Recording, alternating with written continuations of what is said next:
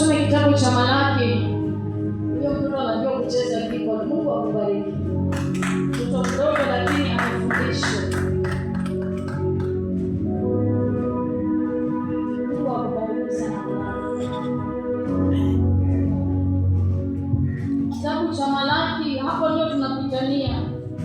Hapo ndio unaweza jikuta umefungua biashara ya milioni 1, lakini ukajikuta unaombaomba, unafagia. Sababu gani? Mungu alikudhamini akakupa milioni 1. Ulienda kwa chama ukakopa milioni 1. Ulipokopa, nani alisababisha hizi pesa zikaja kwa mikono yako? Si Mungu? Yes. Na mbona unasema huwezi toa tithe? Pastor ananona na mume wake. Unarudi chini tena unaanza chini. Unachukua loan, toi fungu la 10, unasema nikipunguza hiyo biashara nataka kuanzisha. Haiwezi. Anza na Mungu. Watu wengi hapo ndio wanafaidi. Hapo ndio tunapitania. Biblia inasema tumjaribu Mungu na hicho kidogo tulicho nacho. Tuone kama hata tufungulie milango ya mbinguni. Amen. Na kutumwagieni baraka kama pasikuwepo mahali pa kuweka au la. Amen. So inamaanisha fungu la 10 kazi yake ni blessings. Yes. Hakuna kitu kingine kwa fungu la 10. Yes. So ukipewa 500, fungu la 10 ni shilingi 50.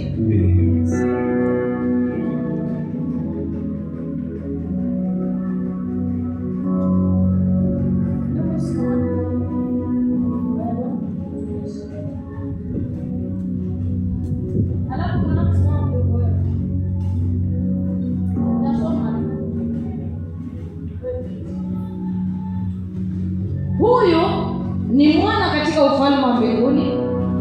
Yule ni mtoto katika ufalme wa mbinguni. So huyu kwa sababu alimjua Mungu kitambo, anajua vizuri mtu akipata mtu kama anafanya kazi analipwa mshahara wa 10,000, anastahili kutoa fungu la 10 pesa ngapi? 1,000. Huyu kwa sababu alimjua Mungu kitambo, hata nikesi niseme 1990. Huwezi kuwa bado namtolea Mungu. Usilijua Mungu kitambo na nchini ukafikiria kutoka kitambo. Yes. Hauka bado nampa Mungu 1,000. Huyu akimpa ni haki, maana bado ni mtoto. Yes. Sisi kama mmeelewa hivyo. Amen. Hapo ndio maana nitakuajiri kazi ya nyumbani tu. Sikusoma. Umetoka Pwani lakini utaniambia mama anatafuta kazi. Sasa mbona mzazi aliwezi school fees yote? Sio ungemwambia kufungulia duka kama anasoma. Yes. From one school fees ni 40,000. Mbona angesema hizo pesa zote mwambie mama hata sina haja ya kwenda form 1. Nifungulie duka kama anasoma. Sio mama. Yes. Sasa hizo atitamwa sisi hizo nyanga yote. Why you are studying?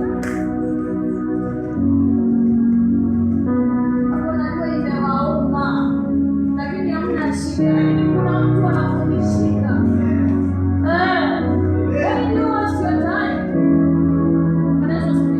So huyu kwa sababu alimjua Mungu zamani, hata mpa Mungu 1,000, anaweza ongeza zaidi, manake when you give God more, God will give you more.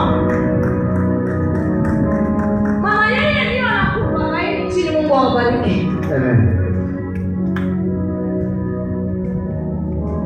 So kuna masaa tunapopata fungu la 10, naomba bahasha moja.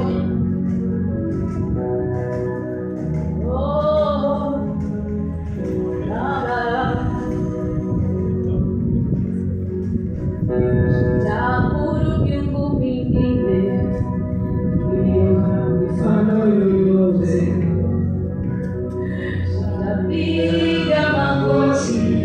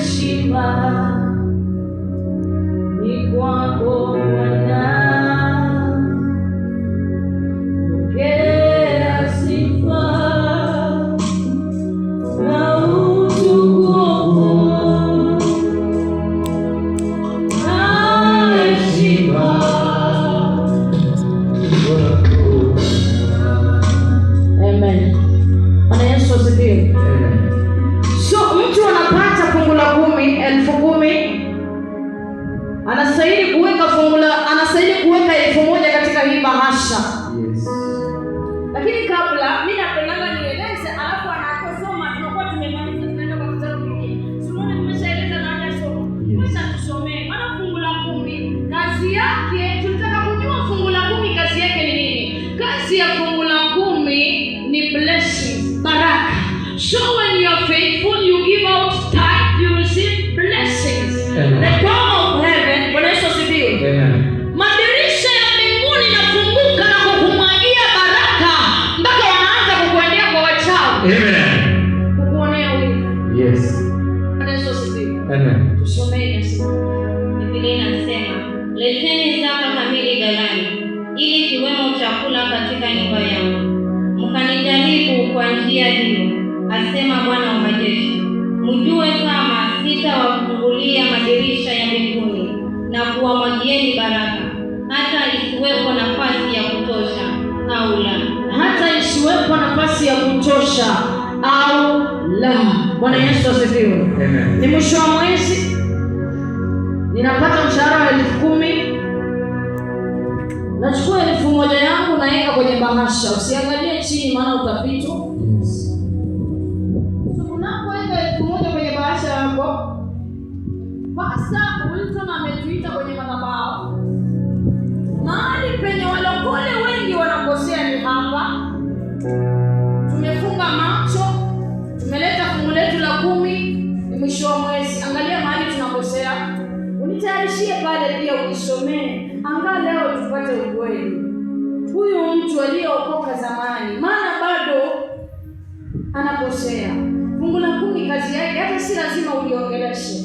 Mungu anajua jana alikubariki na 10,000. Chukua 1,000 weka kwa bahasha na zaidi atakubariki. Si lazima uliongeleshe. Ameshakwambia ukiwa mwaminifu, ukamjaribu, atakubariki. Na ndio maana ukienda kwa nyumba yako utapata mchele. Yes. Utapata maharagwe, ndoo ya maharagwe. Amen. Utapata friji imejaa chakula. Amen. Lakini kwa sababu wewe ni mwizi wa fungu la 10, Yes. ndio maana pale kwako kuna askari 3. Kuna mende, kunguni na panya. Na wanahakikisha mgeni kama amekaa mpaka wapite. Yes. Tena ninapita ile panya ni kubwa lile. Halo. Amen. Hiyo inauma. Sababu wewe mwizi wa fungu la 10. Amen. Kunguni zinakung'ata usiku kweli kweli. Sema kama huko toa fungu la 10 kote tukanyoke mpaka hiyo damu yako. Amen. Wananyonya mpaka wananyonya mpaka watoto. Mambo. Nenda msaidia kwa bibi yake. Kwa mama bwana anasaidia. Unaweza usikie. So mtu yoyote mwizi kwa nyumba yake hata chakula anang'ang'ana. Ukimpigia mtu simu akutumia hata 2,000 hawezi. Sababu wewe anafanya huyo mtu naye mpigia simu akutumia angalau 2,000 hawezi tuma, manake wewe ni mgumu kwa kutoa fungu la 10. Amen. Yesu asifiwe. Amen. So kwa sababu Pastor ametuita kwa madhabahu na ni mwisho wa mwezi, unachukua 1,000 yako moja unaweka hapa kwa bahasha. Angalia mahali penye huwa tunakosea. Hili fungu la 10 tayarisha na maandiko. Yes. Angalia vile ambavyo hao washirika wamekuja mbele za Pastor, ameleta fungu la 10. Angalia vile wataomba hapo. Mungu, ninaomba kupitia hili fungu la 10 nikapate kazi. Ninaomba kupitia hili fungu la 10 mume wangu atoke kwa mpango wa kando. Kupitia hili fungu la 10 mtoto wangu akapone. Kupitia hili fungu la 10 nikasafiri nje. Hapana. Hii haifanyi kazi hiyo. Yafanya nini? Twende na tuagize kabisa.